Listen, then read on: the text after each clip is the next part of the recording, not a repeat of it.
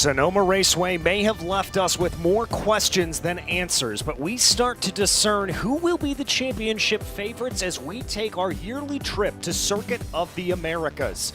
Hello everyone, my name is DJ Clark, delighted to be joined in the commentary booth by Kyle Heyer, and we are ready for round 3 of Toyota GR Cup North America as cars start to make their way out of pit lane.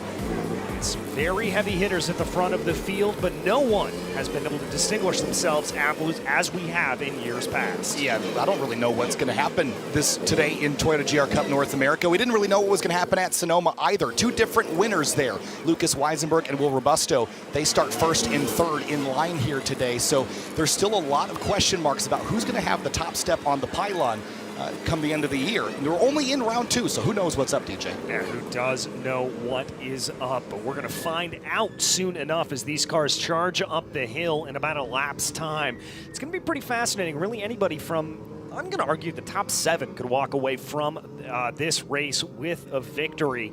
Plenty of them down through the field, but we have got to thank one of our big names. You just saw him on your screen, Rutledge Wood, joining us. Before we get to talking about Rut, let's talk about this starting grid. Lucas Weisenberg, Jackson Bell on that front row. Then it's going to be Will Robusto and Weston Workman for BSI Racing. Gotta love to see that. 4 cars, 4 different teams in the first 2 rows. Then it's going to be Spike Kolbecker starting off in 5th position with the legend driver John Dean for Copeland Motorsport. Tech Sport gets another entry there with Ethan Goulart. Then it's Ford Koch starting off in 8th. 9th place will be another one of our legend drivers. That's going to be Livio Galante, and then Ethan Ayers lines up in 10th. In 11th place, it's Jensen Sofronis alongside Jackson Tovo. 2 14-year-olds wrapping up row number 6. Max Schweid, 13th place in the Tech Sport number 98. And Ethan Tovo, the brother to Jackson, starts 14th. It's going to be the number 47 of Aiden Kirk alongside Beltray Curtis, Tech Sport and Copeland Motorsports in row 8. With the Eagles Canyon Racing number 93, Paul Brunson starting alongside the 88 of Zach Hollingshead in 18th place. Then in 19th, it's going to be the Skip Barber Racing 14th car of Alex Garcia, Eagles Canyon Racing in 20th place, DJ. 24th will be Kowalski for Tech Sport Racing. Then Farron Davis, another one of our Legends drivers, will start off 22nd. Mike Lamara and Carl Foreman there in 24th. And then we move back into 25th position with Sunseri and Fain lining up in those positions for BSI and Nitro, respectively. Rutledge Wood, we talked about him a little bit earlier, making a debut here for Precision Racing LA. Andrew Gilliland. Then we have Curry and Rudnai making up that final row, and Christian Weir will round out the rest of the field. Kyle Heyer, we make our way around this circuit down into the stadium section. 45 minutes on the clock. What's the key to a victory here at COTA? Well, make it through turn 1. First of all, that's always a challenge here. They designed that corner to get way wider and then way narrower at corner exit, so make it through the race. Also, there's some smoke coming out of the number 2 car, Will Robusto. That is big problems for the RVA Graphics Motorsports by Speed Syndicate car. That looks very, very bad indeed, so we'll see if that car can even make it to the start. And that's huge news for one of our winners from Sonoma. That's your championship leader coming into this round. And it still looks like it's pouring out there a little bit. I'm not sure if that's a tire rub or if that's something a little bit more nefarious. It does look like it's slightly coming out. He's trying to wiggle the car around to see if it'll go. He's going to stay in line here at this point, so he's going to take the green flag, it looks like, but it will be Lucas Weisenberg that leads this field around to that dark blue machine. Jackson Bell to his outside. Robusto still trying to wiggle the car around a little bit. They're going to work their way onto the main straightaway. As we said, 45 minutes on the clock. Check up farther back in the field as they try to get themselves sorted. Car contact in the background there. One of the cars took a shot, and there's some debris now, is that Massimo Sunseri potentially. Green flag is not going to wave because we've got too much of a mess up here at turn number 1 here, DJ. It doesn't look like hopefully everybody's going to slow down. I don't know if they got the memo that we're under full course yellow conditions. They're going to be racing. We did not get an official green flag. There we got it. Slow it down, slow it down. Yeah, that was a real messy start there, and there's a lot of confusion because you're anticipating, you're just looking out the windshield waiting for everyone else to go, and when you don't get the green, the safest thing to do is just, for the drivers, is just to go. If you don't go, you're going to get passed, but now they're going to have to get reset. I think a lot of the confusion here is because this number 2 car has got smoke still billowing out from underneath it, and it doesn't look like it's a tire rub. It looks like it's coming out from directly underneath the car, and it's got to be some kind of fluid here, DJ, because he's out of control. Yeah, he is. This is all over the place. Yeah, as you can see out from underneath the car, it's almost like the oil pan drain bolt fell out or something. I mean, just straight from underneath the engine. But if that's the case, that car is not going to make it very much further. And there is that official confirmation of a full course yellow. You got to feel a little bit there for Lucas Weisenberg. You could tell, I think he got the heads up that he was trying to slow the field down, but wasn't really able to. Robusto just trying to pull off to the left. Well, here's the other challenge. If this car is leaking fluid, he's been driving around on course for half a lap. So if there is fluid, I don't see a trail of anything, but it's obviously very slick out there because he's whatever fluid is coming out, he got in his own tires. We saw that car slipping and sliding. Yeah. Oh. All right, a little bit of a crazy start to the race there. Let's try that again, I think. Yeah. We will send that GR86 safety car back out onto the circuit. All right, we're going to have a replay of the start here. Kyle, there was a checkup farther back in the field here. Somebody kind of jinked out of line. Thought about it. There was the checkup, and then let's look for that contact. Yeah, right there. And that is Massimo Sinceri. They got into the back of the yellow and gray car, and it spit out the fender liner from the left front. And just a lot of stack-ups there. There was a gap in the order there, and as soon as everyone sort of checked up, just unsighted, big stack-up, everyone jumps on the brakes, just like in traffic on the highway. And Sinceri definitely pulled out that fender liner. I don't know if there's a lot of damage that would prevent him from continuing, but there was just so much confusion, and the field was all out of order, so the green flag didn't go. Everyone just went, and then this three-wide melee into turn one. Thankfully, we didn't tear up more cars down here on a non-start. Yeah, and it looked like there that Weisenberg tried to slow it down a little bit, and Bell kept going, and I think you just kind of saw this little bit of craziness. We do see that yellow flag displayed, and being held like that would indicate a full course yellow. Busto's still on track. This is not good news, and if you think back to Sonoma, when Lucas Weisenberg won the first race of the weekend, he DNF'd in race 2, finished dead last because of a mechanical issue. If a similar thing happens to Robusto, it's going to knock him way down the point scoring order. We've talked about how competitive you have to be in Toyota GR Cup North America. You don't get a lot of mulligans if you want to win the championship. All right, it looks like we're coming back around. Now there will be some more confusion about how to line up with that 2 car missing. So they're going to leave that gap there behind Lucas Weisenberg. That's the way to do it. Kohlbecker. See, what you don't do is you don't change lanes. You don't reorder everyone behind the car that's missing. Let's try to see if we can get it done this time. All right, let's do this again. This is going to be Weisenberg slowing the field down. Checkups farther back in the field. Everybody diving on the brakes as we try to get ready again. You can see on the left side of your screen that little area that says start. That is the VP acceleration zone. This looks much more orderly. They're going to get ready to enter into the VP acceleration zone. There goes the green. We are officially racing here at Circuit of the Americas. Yeah, we're going to get it done this time. Wesley Workman immediately moves to the left. Here comes a big send from Jackson Bell, trying to get a positioning here on Weisenberg up to the outside of turn 1. And then the 16 car of John Dean goes way wide at corner exit here. Yeah, Weisenberg's going to hold on to the lead of the race side by side. Dean making up 2-3 positions as things go along. Moving their way through the field, we've got a little bit of side by side. One of the Eagles Canyon cars getting a little bit off the order. Oh, that's going to be close. You can't really go too wide through there. Nice move for the 47 machine of Aiden Kirk. Alex Garcia had to shortcut the racetrack there. I don't know that he had much of a choice. As long as you don't gain an advantage, you can blend back in and they won't penalize you for that. But it's just frantic here on the opening laps. There's Jackson Tovo and the 14-year-old trying to make his way forward here.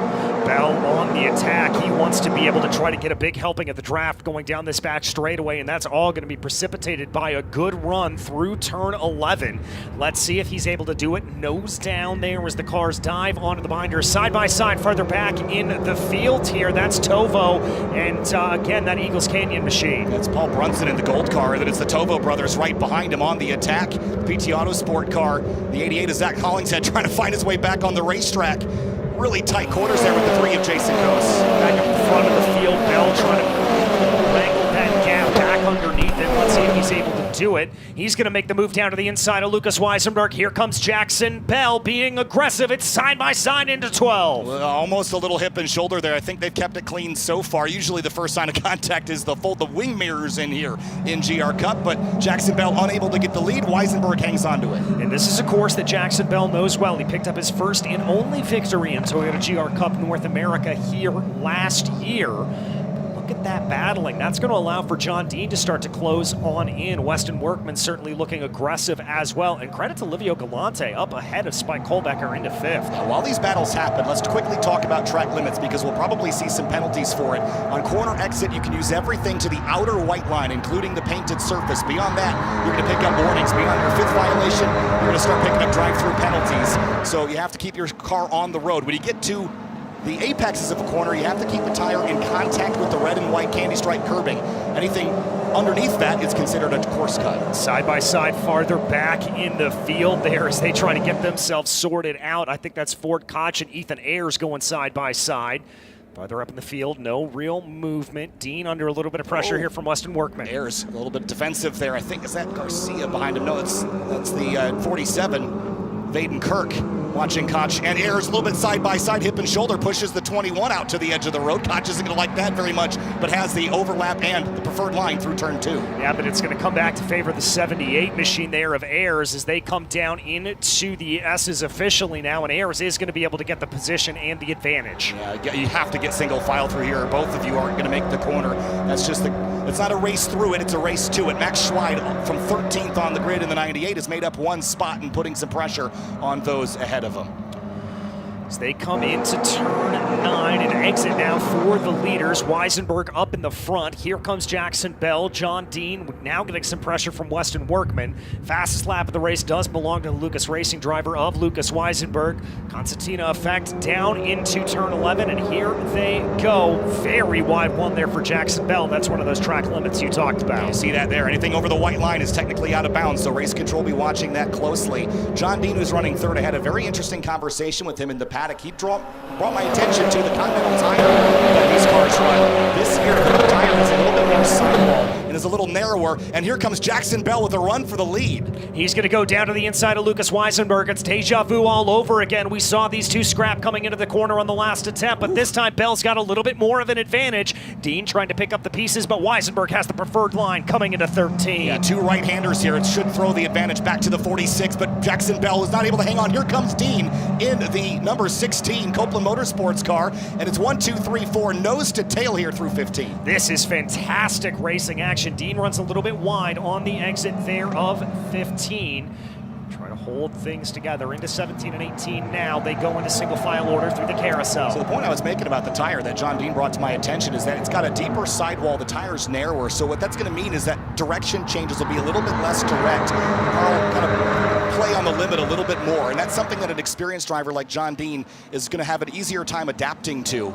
And he's got a whole bunch of experience in single-make racing, very much like this, a national champion, in fact, and he hasn't raced professionally since 2019, so he's getting right back into it inside the top 5 here. As Livio Galante, what a drive in the number 89 Eagles Canyon Racing car. Yeah, Spike Kohlbecker back in 5th place just takes away the top position for that, as they're going to be able to try to keep things going. And now Jackson Bell down to the inside, gets the lead away from Weisenberg. Picked the pocket there of the 46, but I don't think the Segra machine is going to sit back there for too long. These two are on very equal footing. We saw them similar in pace at Sonoma, but they never really got to race each other there because Jackson Bell had a troublesome race 1 there after getting knocked off course a couple of times. That's the race that Weisenberg won. Yes, it is, and Bell was able to fight back, take a 2nd place in that 2nd race. But as I said, this is a track he knows well and likes. He's going to be in good position here. Weisenberg hunting behind into turn 9, particularly in these lower horsepower cars. We can see turns 8 and 9 develop into a passing zone, so keep your eye on that. Also, keep your eye on Weston Workman looking very aggressive on the back of John Dean. And Workman's still hunting for his first victory in Toyota GR Cup North America. He's hungry. So is Spike Kohlbecker in the 55. And Goulart. And Ethan Goulart in the 72, Tech Sport Racing driver. And Spike Kohlbecker's got a whole bunch of guests from Vanguard, his sponsor here this weekend, cheering him on. But it's getting pretty frisky back there for about 6th spot. As that Sofronis as well, able to send a move on Livio Galante. Absolutely swamped there coming through turn 11. That is a big, big run. Yeah, you're right. That is the 41 of Jensen Sofronis, trying to make his way forward. Son of James Sofronis, thank you. We were just talking about how he's the 9th winningest driver in SRO America history with 28 wins to his name, 29, I think, after a race just earlier today. So good run there, and clearly good speed. Oh, that's why there's a little bit of damage. Big move. Weston Workman looking for third place, sneaks by John Dean, takes him all the way to the runoff and contact. Oh, I don't think John or Weston's going to be happy with that. Dean back to the inside, though. He's going to have the preferred line coming through the carousel. Here as they go, Workman almost giving him a little bit of the bumper as they continue to go around. Now Weston's going to look to the outside. And that was almost Weisenberg looking to the inside as well. Dean covers off the apex. Workman's going to have to try another way. They don't want to lock elbows in the runoff like that. Race Control certainly won't like that, but the front two are trying to scamper away as Workman and Dean throw some punches at each other here. Bit of a wider run there for Bell coming out of the corner. Kohlbecker released now, up into fourth place. He's free of Galante, and I did notice there was some damage on Livio Galante's car. What was a great drive. He's now plummeting through the order down in pit lane. So frustrating. Such a great qualifying effort and fantastic drive up to the top 5 early on. It will not be the day for Galante, and Ethan Ayres has got his hands full with Ford Koch, Aiden Kirk, and Max Schweid and more. Meanwhile, up at the front of the field, Jackson Bell continues to lead. I wonder here how much Weisenberg's going to try to press an advantage. He's looked pretty quick, and he's matching, dare I say, stride for stride with Jackson Bell. It's just a matter of trying to find an opportunity to make that attack for the number 46. Yeah, this racetrack ebbs and flows so much that one mistake in the S's can cost you a half a second or more. So as long as Weisenberg keeps the pressure applied, I think Jackson Bell's going to have a hard time driving away. The slipstream here is not going to just immediately let you drive by the guy in front of you, but it will keep you tight. So if these two can separate themselves from John Dean and Weston Workman, they can make this a 2-horse race for first place. Jackson Bell, by the way, holding on to the fastest lap of the race as car 80 gets a drive-through penalty for a start violation. That's Peyton Fan.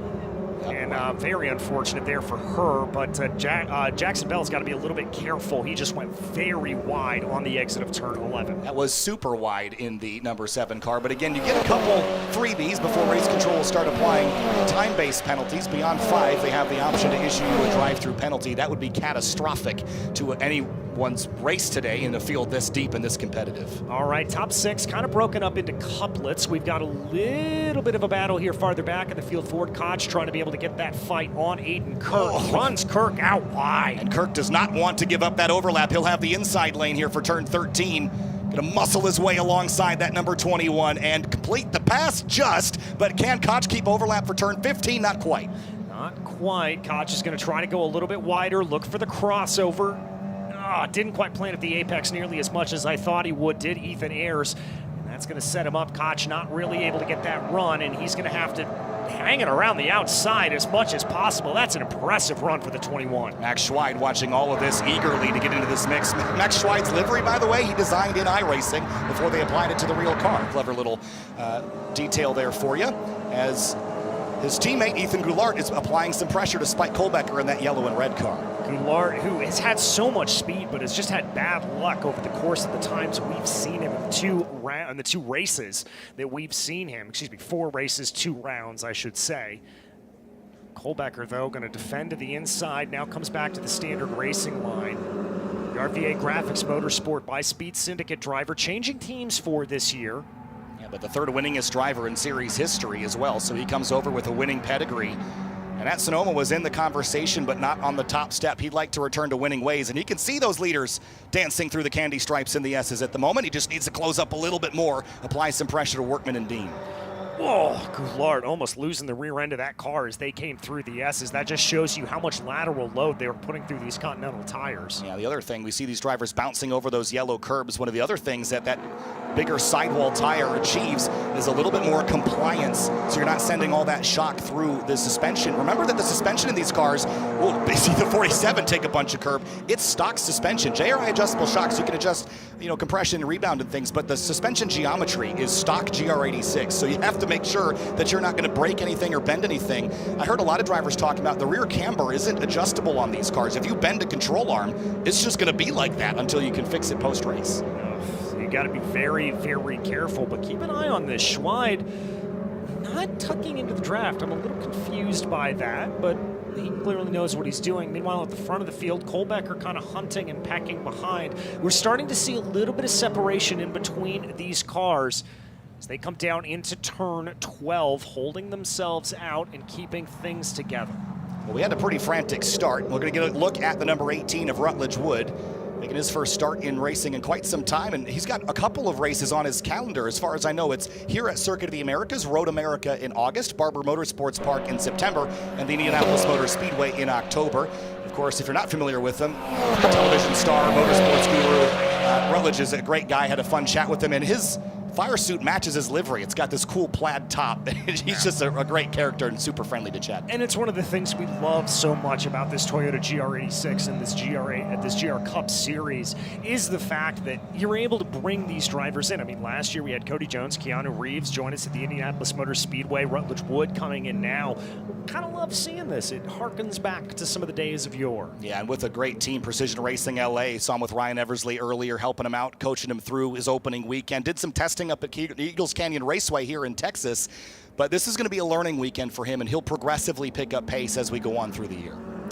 Looks like we've got another. That's Livio Galante. That's, I think, going to be a little insult to injury here. Passing under yellow review. Fastest lap goes to Weston Workman, and I was actually saying that as they crossed over the start-finish line, Weston looked like he was a little bit threatening onto the back of John Dean. Same can be true for Goulart onto the back of Kolbecker. These drivers are getting very close to the edge of the track limits here, but you have to. These are momentum cars, 230 horsepower from their Boxer 4-cylinder engine. You got to keep the minimum speeds up a lot. What that means is making sure the corners are as wide an arc as possible. You see them hopping and skipping over the curbs there. Christian Weir has some left side damage. He's had some muscle on muscle action there, and looked like the 14 might have been the other component in that party, with the pole pace car having some right side damage. And that's Garcia and Hollingshead directly behind them. It looks like. Close on in a little bit. Looks like Weir starting to escape. Yeah, remember Weir started at the tail of the field. He's up to 14th place. We knew he'd be on a charge, and I think that early chaos and the reset sort of helped him out. Dropped a couple cars out of the running order, gave him another shot at the race start, too. Yeah, good to see Zach Hollingshead making up some positions here. Obviously with PT Autosport, one of the cars that, one of the teams rather, that we know well, sponsors young drivers, gets them up, gives them an opportunity in the shootout at the end of the year to be able to advance on into series such as this. Their driver last year, Henry Drury, we had a chance to run into in the paddock. Awesome to talk to him. Yeah, Henry's here coaching for another team this weekend, but that PT Autosport team, again, they're had a pretty solid entry here the last couple of rounds. Zach Hollingshead actually raced here last year with a different team, so this is his second time here, which might not sound like a lot, but compared to a lot of new drivers, it's their first time at every racetrack we're going to this year. So that little bit of experience is going to help Hollingshead in that 88. Yes, it is. It looked like that Workman had a little bit of a move on John Dean, but not able to get it to play out. A little bit of damage there to the side of Workman's car. Not sure where he picked that up. Later on the binders, though, into turn 20, rather. He's just going to try to carry some momentum through that final corner. Yeah, early on in the race, we saw the front five pretty tight together. We haven't seen that since. The 5 and the 14 almost touched. Beltre Curtis, big lunge up the inside of turn 20. Is it too deep? Crossover here from Garcia, and Hollingshead wants to get into this party here. Are we going to be 3 wide up the front straight? No. Hollingshead gives a shove to the 14 pole pace Toyota GR86, and it's going to be a drag race with Curtis up to turn 1. Now we're going to try 3 wide. And here comes Hollingshead up to the inside. He's going to try to go on that unpreferred line down to the inside. Got to watch out for the bump that comes right there. He's going to make it work, though. Garcia looking for the crossover, the 5 there of Curtis. They're still going to be 3 wide. They better sort themselves out before they get into 2. Hollingshead almost making contact with Garcia. Makes it through. Hollingshead's got the advantage. Does Garcia have it over Curtis? Whoa, boy, looking like supercars dancing through the S's here, but just behind Paul Brunson in that gold car, watching all this eagerly with a couple positions to potentially make up. This is very, very aggressive for 14th on the grid, but all these drivers just trying to scrape away whatever they can here. With the field now separating out into distinct chunks on the racetrack, we've seen this be the way that these cars have raced in the past, and Garcia crosses over here on the 88 of Hollingshead. That's going to be a touch almost down to turn 10. And he's going to keep it within the lines. There is Garcia, but remember this, momentum-based cars. Garcia's going to have the non-preferred line down to the inside. Curtis! Late on the brakes, got it slowed down somehow. That was impressive for Beltre Curtis, and now Paul Brunson recognized just how much of a checkup Curtis had to make, and he's going to be on the attack in that gold machine. Yeah, long back straightaway here. Top speeds north of 130 miles an hour in the draft. And you'll get it wound up with the Bosch ABS in the braking zone here. But Hollingshead and Curtis side by side. Is it going to be a daring duel on the binders? The Alcon brake's going to go to work here. Looks like Hollingshead ahead at least into the beginning of the braking zone and indeed all the way through the braking zone. Whereas now Curtis has to fall in line behind. That was decidedly nice, actually. They didn't run into each other or anything down there. I thought we would for sure see them go door to door into 12, but discretion is the better part of valor there, I think. Well, Curtis still looking. Maybe going to have a little bit of a peak here coming down into 13 and 14, or 15 rather. Not quite able to get it to play. Very aggressive, though. Very aggressive. It's fun to watch. These drivers, I mean, this car is so well suited to just throw in everything you can at it. It will respond pretty nicely to a driver that is attacking the racetrack here. 23 minutes to go, and Lucas Weisenberg is half a second back from Jackson Bell. The front five have stayed pretty orderly, and it's really a six-car breakaway back to Goulart, and then it's a little further back to find Jensen Safronis, who's having a very nice run in that 41 car. Yeah, this is a good day for Jensen. Jensen, another one of those drivers who's 14, 15, very, very young, and to be able to run in the top 10 like this and not lose your head is a very positive day. Love what I'm seeing here, though, out of Jackson Bell, just controlling the tempo of this race. He's not setting fastest lap after fastest lap, but he is setting consistent laps up at the front. And this is a racetrack, I think, that suits his driving style. We talked at Sonoma about how he's a very smooth driver, and on the restart that we had, he needed to get up and be aggressive, and he's got the counter steer in it now, feeling some pressure from Weisenberg. But this track will reward you for being smooth, especially in places like the S's, and that might be why he's got a race win here from last season. Exactly. Weisenberg, though, still wants to be able to take advantage of it as much as possible, take advantage of any mistake Jackson makes, but Jackson able to carry better momentum through that final corner, through that turn 11. Does run wide at corner exit. Banking a little bit here. All right, we do have some post-race time penalties issued out to Aiden Kirk, also to Ethan Tovo, and then also to Alex Garcia. Garcia involved in that battle we've been watching a little bit earlier. All those cars went off track limits at turn 19, which is the penultimate corner, and that's been a very popular place to go wide here this weekend. Weisenberg and Bell quickly turning this into a two-car race only, but the second they get side by side, it will probably bring Dean and Workman right back into the mix. So Weisenberg's got to be smart here. We still have just under half the race to go. If you're content here and you're pulling away from third on back, don't force this. If you can keep them in sight, stay right here. And that's what I'm thinking that is probably the mindset there for Lucas Weisenberg is don't push it too much. Just keep things a little bit together and put pressure to the back of Jackson Bell. If you can get him into an unforced error, great. If not, don't sweat it. You still got 20 minutes to make that move. Yeah, Lucas has a really cool head, too. I talked to him in his transporter on Thursday, and when we saw him at Sonoma, he said, 14 wins. We're going to get all 14. Well, he did one of them at Sonoma, and when I talked to him after one of his testing sessions, I said, how you feeling? He goes, I'm going to win those other races. So he's just really confident, really cool, really collected, and not making a lot of mistakes right now in trail of Jackson Bell. No, and I think here, though, the most interesting car to me is that fourth-place machine of Weston Workman. I think Workman needs to try to get by John Dean here.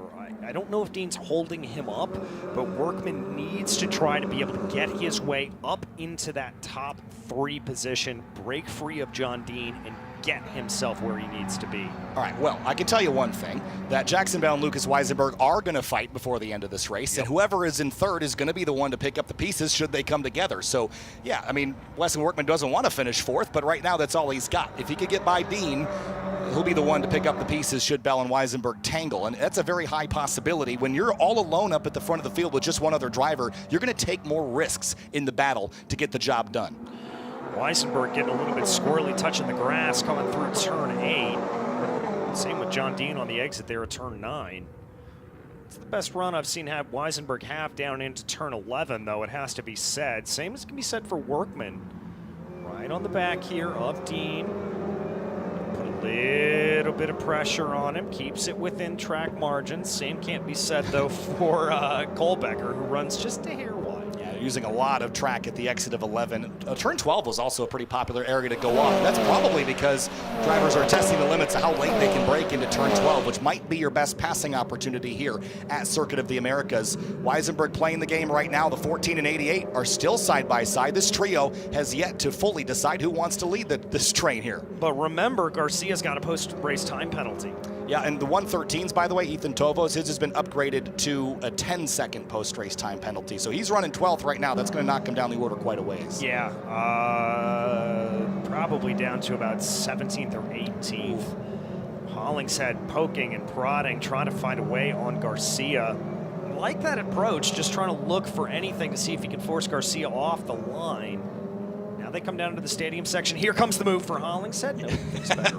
It's so funny to watch these drivers make that initial lunge, and then they jump on the brake pedal a little harder, but he's going to now be side by side, and Beltre Curtis is going to sweep to the inside of both of them there. Watch the contact here. It squeezes you tight on the apex. Fire shooting out of the exhaust there of Zach Hollingshead is now Beltre Curtis tries to take advantage, but Beltre is going to be on that unpreferred line to the outside of the carousel, and Brunson may try to pick the pocket here of Beltre Curtis. Yeah, he's got a great view out the windshield of these two drivers battling. Someone's got to give for 19. Curtis a big wiggle. Brunson goes to driver's right. It's going to force Brunson onto the rumbles entering turn 19. And they're going to exit the corner exactly how they entered it. Somehow. I'm not really sure how, but somehow. The more things change, the more they stay the same, I suppose. Exactly. All right, here they come back onto the front straightaway. Garcia leading Hollingshead, Beltre Curtis in the white car, and then Paul Brunson in the gold. Yeah, Brunson again has all these drivers ahead of him that are racing so aggressively. For me, that looks like it could turn south pretty quickly, so I'm almost willing to just kind of sit back here. There's no one else directly behind him and not a lot of people directly in front of this battle, so sit back there and let those drivers sort it out, I think, as Weisenberg is keeping Bell very honest. This is as much pressure as we've seen the 46 apply in recent laps. Well, I think part of that is because they've got a 1.5 second gap behind them to John Dean, and so Weisenberg feels he's able to attack a little bit more. He's able to be a little bit more aggressive without fear of retribution from behind. Ooh, boy. Both cars running very wide. Yeah, that was Jackson in the grass there at corner exit at turn number 11. We haven't seen any race control calls from down there on that end of the racetrack, so Jackson Bell might be taking advantage of that for the moment. If they're not going to call it, they might as well use it. Yeah. And 2.5 tenths of a second from Bell back to Weisenberg. It is still close. I do wonder if Weisenberg's happy to play the game for now, though. Well, it did allow for Bell to carry a little bit more momentum down the back straightaway. That gap expanding to about 2 car lengths as they break into turn 12. Carries it on now into 13. Really broken up into couplets here. Bell and Weisenberg, Dean and Workman, Kohlbecker and Goulart. Oh. Try 15, try the exit of 15 maybe, as they roll through the exit of that corner here, and it's about a half a car length between the two. And the pressure is applied for sure. A little wide there for Jackson Bell. Car got a little sideways on him, but he gathered it up nicely. Late apex, I think, arcing this 16, 17, 18 complex a little bit more. Yeah, a little bit more movement from Lucas Weisenberg. Jackson is wringing the neck of this car. I have never seen him drive this aggressively. Yeah, we talked, it's trouble on the back straightaway for the number 11 of Farron Davis. That car is stopped, and that will likely draw a full course yellow if he can't get it moving again. There's some smoke coming out the front of it. There's that full course yellow. All right, this changes everything. It really does. I'm not sure that's what Weisenberg wanted to see. No, I think Lucas was happy with the gap he had over John Dean. It was 1.5 seconds, and he was able to hold on to it. Yeah, so this is going to change a lot of things. Jackson Bell and Lucas Weisenberg had basically severed anyone else's chances of winning this race had they just kept the battle to themselves. But on the restart, and we likely will get one, this should be a pretty quick cleanup. It's going to be maybe 7-8 minutes to go at best. This is just speculation, but we'll probably get a restart, and Jackson Bell is going to have a very busy rearview mirror, I bet. Very, very busy. One interesting thing I want to point out here, looking at the fastest lap of the race, which is currently held by Lucas Weisenberg, he doesn't have a single fastest sector, but he does have the fastest lap. So when I walked into his trailer on Thursday, he was looking at his testing times in comparison to everybody else, and he had circled how many tenths he was off from everyone, and it was pretty consistent across the board. I think, we were kind of joking because he was 6 tenths off in the first sector, which is mostly S's. And I told him, you just got to get brave, man. And he kind of laughed at me a little bit. But look at this out of him. He's just keeping right to the back of Jackson Bell. right in his mirror, just offset to the left. Getting in his head a little bit. Yeah, and this is the mind games here. These two are, you know. And Workman's doing the same thing to John Dean. Yeah, all these drivers have been pretty friendly with each other in the paddock, always high-fiving and fist-bumping. And, you know, they race hard, but they race fair. They do. And even when there was a little bit of a push and shove between Weisenberg and Workman, they were just talking about how fun it was, how intense it was back at Sonoma a couple of weeks ago. But this championship, it's a long way from being over. Yep. And it seems to be a long way from getting sorted as who's the dominant figure, and as if we're expecting there to be one. We've seen that the previous seasons, but it just could be a revolving door at the top step of the podium all year. Looks like it could be based on how we're running. Well, I mean, if things finish the way they are, this would be 3 rounds and 3 different winners in the form of Will Robusto, Lucas Weisenberg, and Jackson Bell. And then the best part is we go qualifying tomorrow morning and we don't know what's going to happen in that qualifying session. It's just been a thrilling season so far, and every year the aggression level picks up. The competition is so strong right now, and there's so much young talent in this field. We documented the 14 and 15-year-old drivers here in the field. Jensen Sofronis, the Tovos, Ethan Tovo running 12th, Jackson Tovo. Where'd Jackson end up? Is he down the order a little ways? Yeah. Or is he sneaking through somewhere? Well, he was up inside the top 15. He looks like... Oh, down in 29th. I'm not sure if he's had a... laps down? Yeah. Yeah, I think that must have been a problem for him. But either way, we know he's quick. And then throw guys like Christian Weir, and this is actually going to be a huge advantage for Christian Weir. He had to start tail of the field. He's up to 13th place. He wasn't going to get much further than that because the field was so separated. But now on this restart, he could get a top 10 out of this. That's a great way to minimize your bad days, right? You talk about champions. I know that Christian Weir hasn't necessarily been top step just yet or even podium just yet, but we know he's going to be in the mix in that Tech Sport 71. If you can minimize your bad days, a day that could have been a 25th and turn it into an 8th, that's the kind of run that could earn you a championship someday. 100%. Also want to give credit, Max Schweid, a little bit off in qualifying, 13th position up to 11th. We talked to them a little bit earlier. We talked to him a little bit earlier in the weekend. It's a top 10 car. That's kind of the goal. So I think that's right in par with what he's looking at. Yeah, of course, he spent some time on the simulator as well, and I touched on the fact earlier that he designed his livery that he's got on the car in the simulator, which I think is really cool. And of course, one of the other things we talked about was the Toyota GR Cup North America Esports League that he's going to be joining us for the rest of the year. And 1 week prior to all the real-world Toyota GR Cup North America rounds, we run a similar format in iRacing.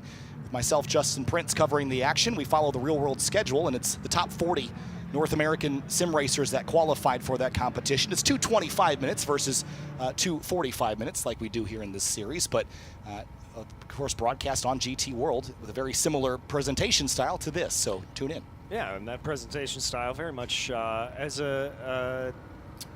thanks to you for the work you've done on the graphics. Yeah, I appreciate that. It was a lot of fun to kind of match up the SRO graphic styles and things of the sort. But tune in to watch the esports drivers go at it. A couple real-world drivers, including the Tovos, have joined us as well. In the past, Weston Workman, too. So they get in on it and drive the car in iRacing a week before the real races, and you kind of get a little bit of a taste of what the action will be, although we had some rainy weather last week in the simulator. It's been pretty nice so far today. Yeah, it's been... I won't say full Chamber of Commerce weather, but it's been nice. A little hot, but that's to be expected for Texas. John Dean doing a lot of scrubbing on those tires. Yeah, I was describing this earlier on the PA during one of the other races. It's like when you got the tires all hot and you slow down, they're basically, it's like a lint roller. It's going to pick up every piece of debris on the racetrack.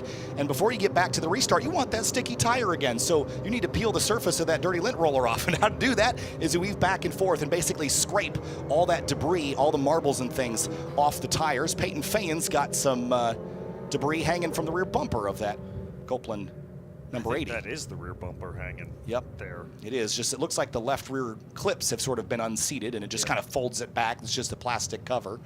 So it won't impact the performance. There's another piece of debris on the back straightaway as well. I wonder if they might make an attempt to grab that before we go back green. But the lights are out on the GR86 safety car, so we're going back green, DJ. Yes, we are, and that's why I think you're seeing a lot of that weaving down the back straightaway, again, to just scrub off those tires, those Continental tires, make sure everything is up to full temperature and nice and clean as they come down through the infield here. So, restart rules. You can begin accelerating once you leave turn 20. You cannot initiate a pass until the green flag is out. And the green flag will not necessarily wave when the leader begins accelerating. So behave on the restart. You don't want to beat yourself. There's 29 other cars on the racetrack. I mean, it's like every race is like a Super Bowl where you're playing every team in the NFL. So it's a really challenging competition to win. As everyone starts to weave, clean up the Continental tires, Jackson Bell trying to repeat the magic from 2024 and potentially pick up his second career win. All right, here he goes. There's a little bit of weaving for Jackson. He's going to hold everything together. John Dean, Weston Workman, third and fourth.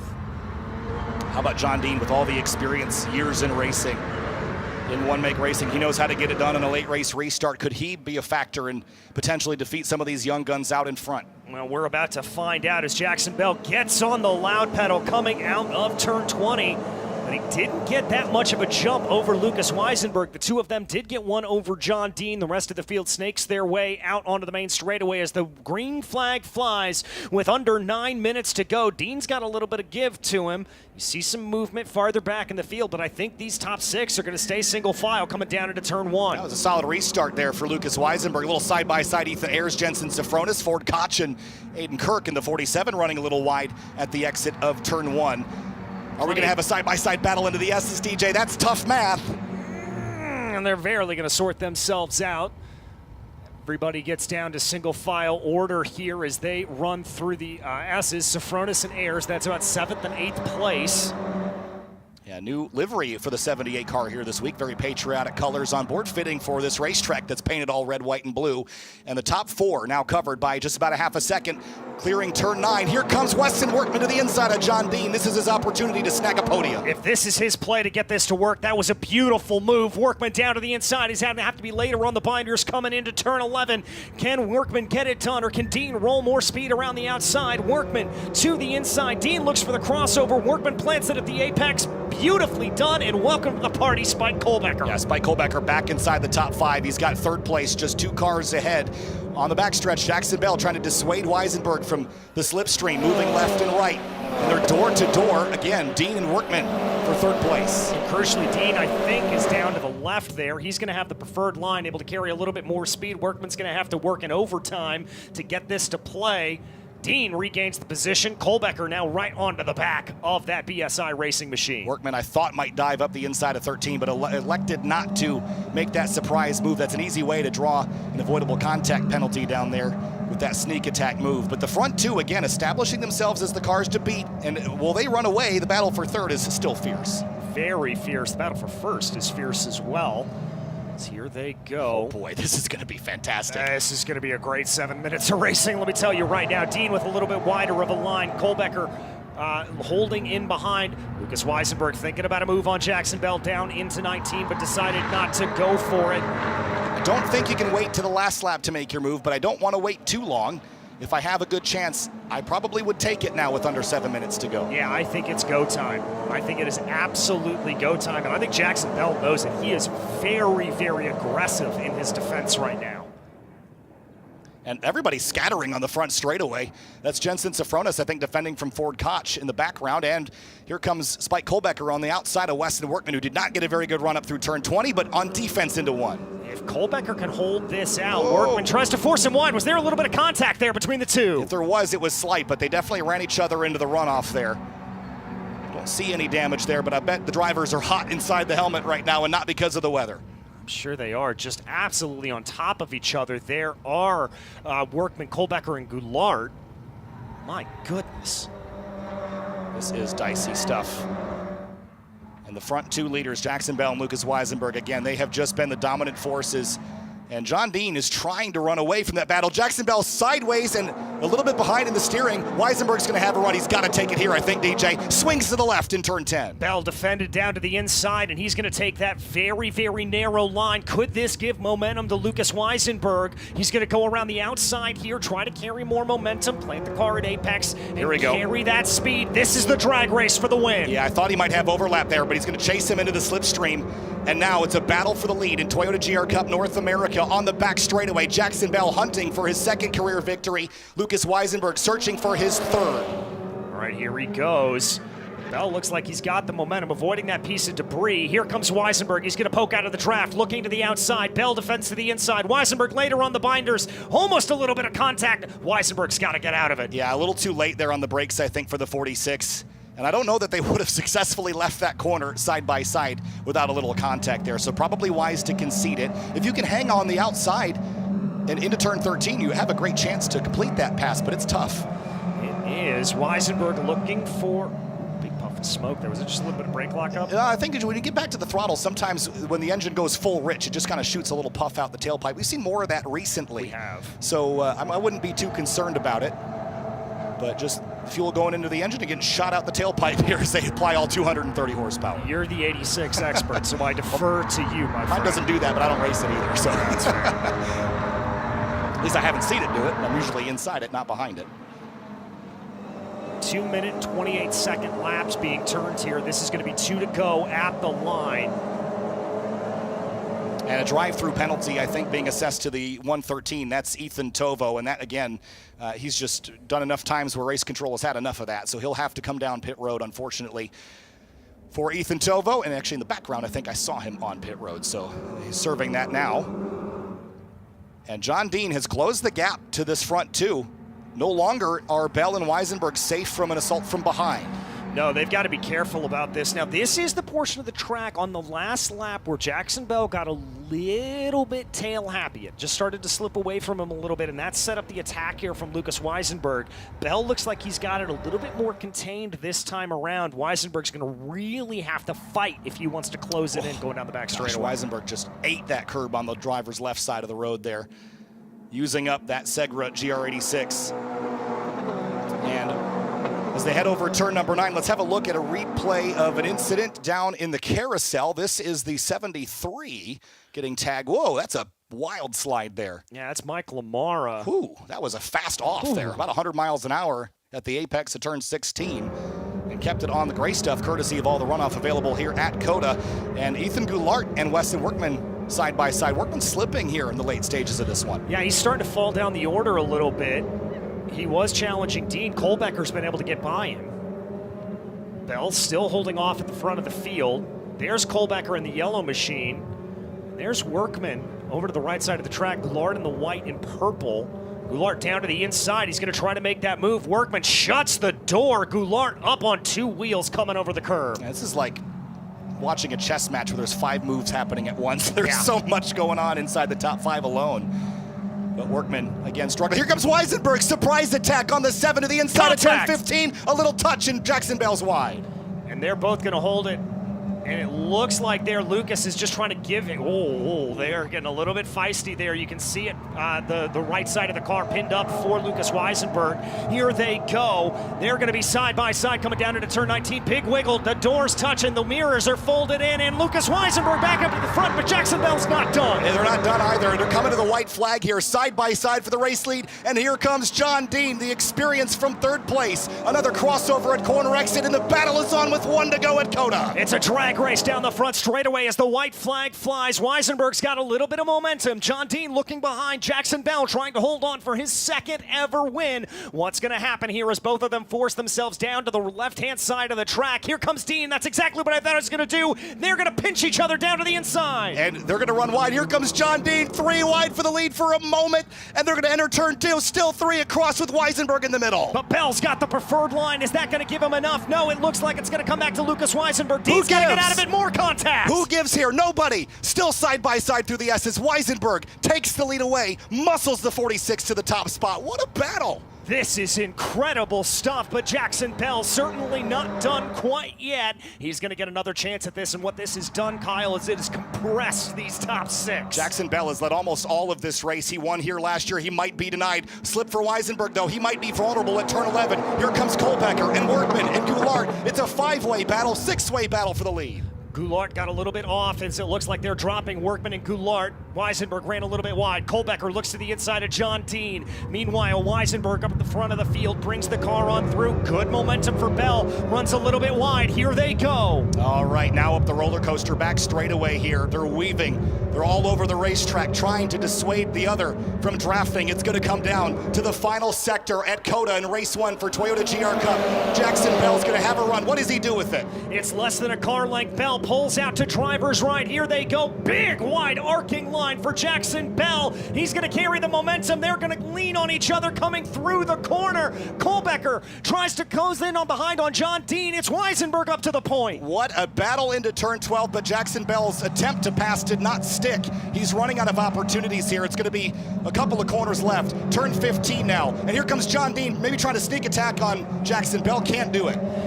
Does Weisenberg get the car slowed down enough for 15? Yes, he does. He's going to push his way ahead now into the carousel. Time running out for Jackson Bell. Time running out for Spike Kohlbecker to try to gain a podium away from John Dean. This could be the first time a Legends driver has stood on the podium. Here they come. Down into turn 19. It's Weisenberg up in front. Bell still holding off from Dean. Kohlbecker in fourth. Weisenberg has got the gap. He's going to come through turn 20. And for the third time in history, Lucas Weisenberg will take victory in Toyota GR Cup North America. Jackson Bell second, John Dean third. That was absolutely elbows out racing there for the lead. Lucas Weisenberg stole it from Jackson Bell. That was about as hard as you can race in Toyota GR Cup and not get yourself into a major collision there. But he told me on Thursday that he was going to win more races, and he has done it. You have to feel for Jackson Bell. Here comes Rutledge Wood, battling for 23rd and 24th here, with Mike Lamara behind him, who got turned around a little while ago. One more corner for Rutledge Wood in his debut race.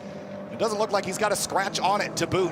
The teal and blue Precision Racing LA 18 comes out of the final corner. Rutledge Wood, 24th place, just over Mike Lamara in the 73, and Ethan Tovo, who had served a drive-through penalty. Wow.